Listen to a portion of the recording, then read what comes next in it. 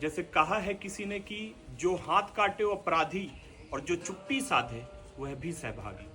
तो जब कई बार गौवंश तकलीफ में हो, दर्द में हो और हम केवल तरस खा करके वहां से गुजर जाएं, तो कहीं ना कहीं उस कसाई में और हम में फिर कोई ज्यादा फर्क नहीं है।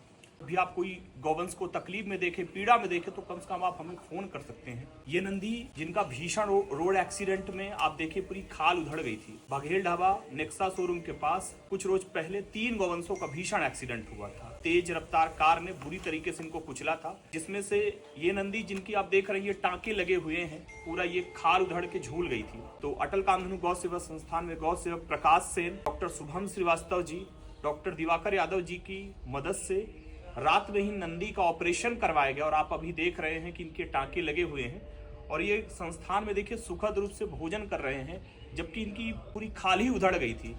तो जब जिस वक्त को इनका एक्सीडेंट हुआ था और जब इनकी खाल उधड़ गई थी और लगातार ब्लीडिंग हो रही थी, तो एक बार तो हमें लगा कि शायद इनका बचना कठिन हो, लेकिन कहीं ना कहीं बेहतर इलाज के बाद, बेहतर उपचार के बाद और आश्रय के बाद आप इन्हें देखिए बेहतर रूप से ये इनकी रिकवरी हो रही है।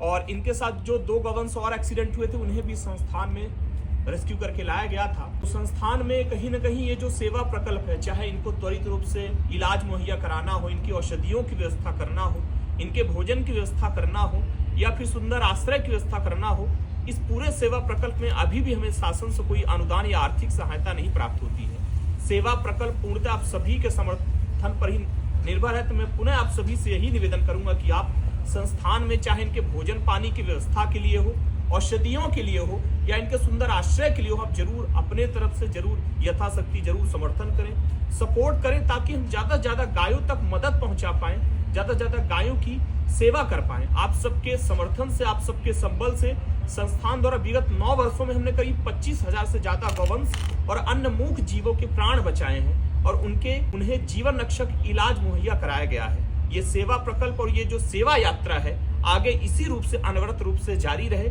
इसलिए जरूरी है कि आप सभी का समर्थन हमें ऐसे ही प्राप्त होता रहे। जय गौ माता, जय गौ।